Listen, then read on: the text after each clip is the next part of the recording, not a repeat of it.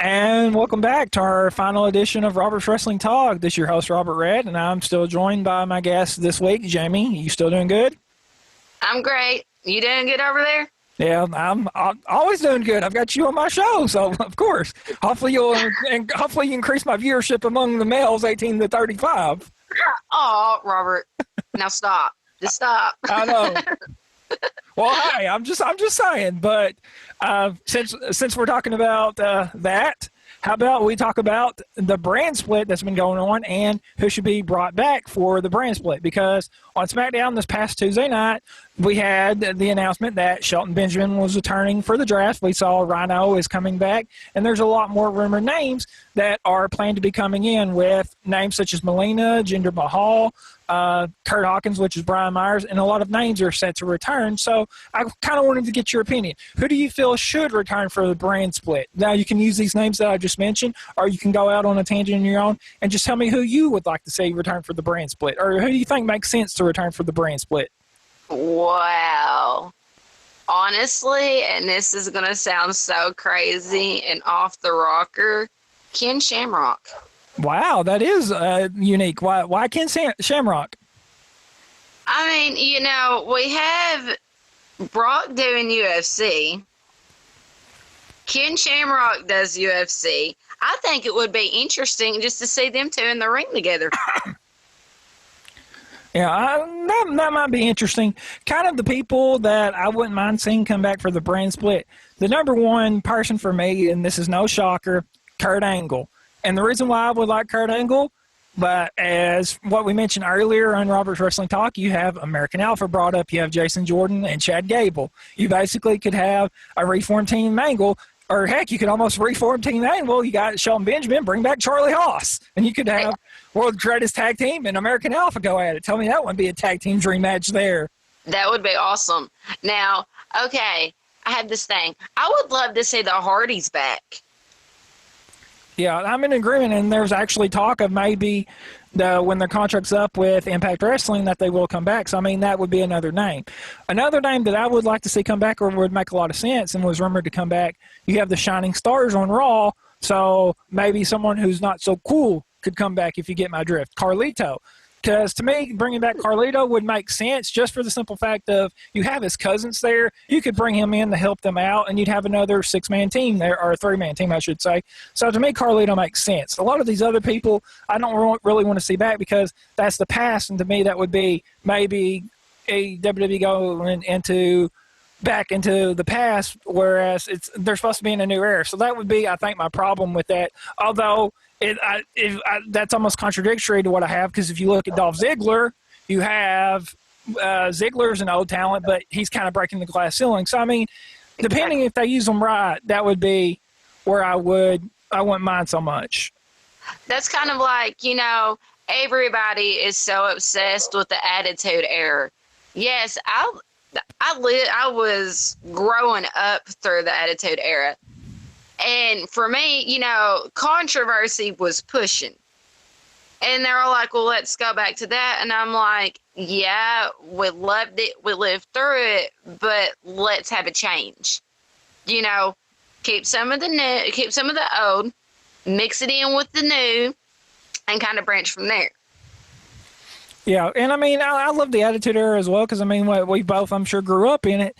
But, I mean, I feel the Attitude Era really is killing today's business, and I've said that before.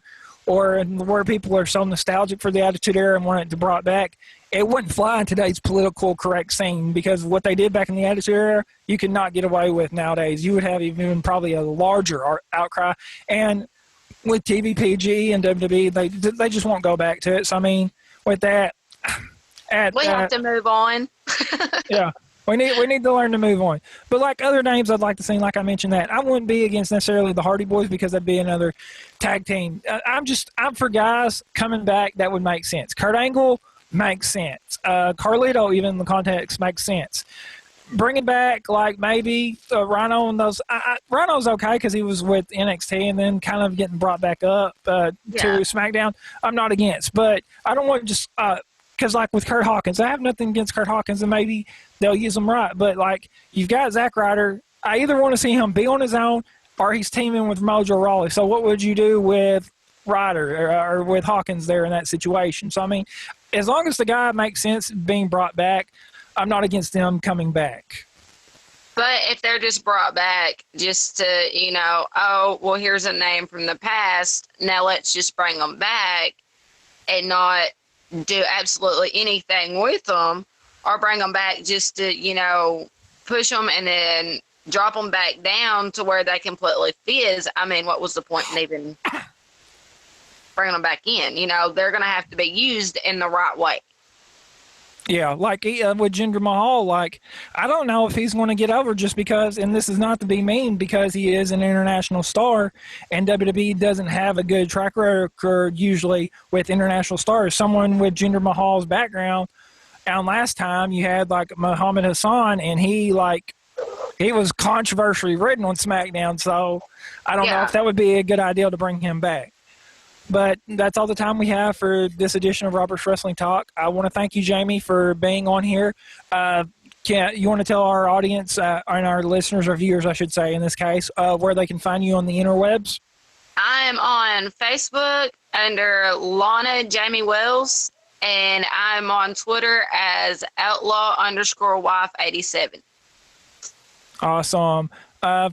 And I know your husband wrestles, so if you want to promote that, I'll give you a chance here. I know you told me he's kind of in the doghouse, but let's be nice. Yeah, he's majorly in the doghouse, but instead of promoting just him, everybody go give the Sure Things a like. They have a fan page on Facebook. They're strictly on Facebook with it.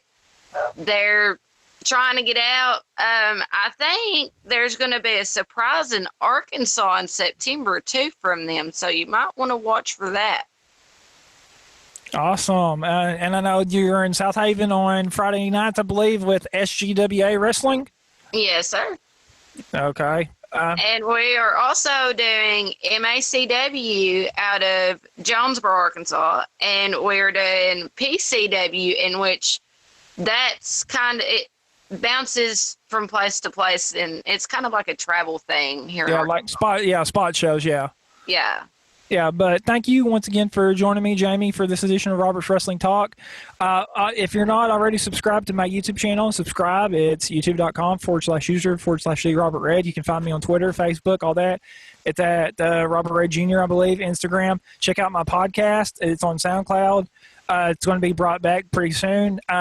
It will probably only be pay-per-view predictions, so guys, check it out. But once again, thank you for joining me for this edition of Robert's Wrestling. Hey, the pleasure's been all mine. And like I said, hopefully you're going to drive my viewership up. So, hey, when this gets by, I will share away. Okay, well, thank you for that. But that's all the time we have for Robert's Wrestling Talk, so we will catch you guys later.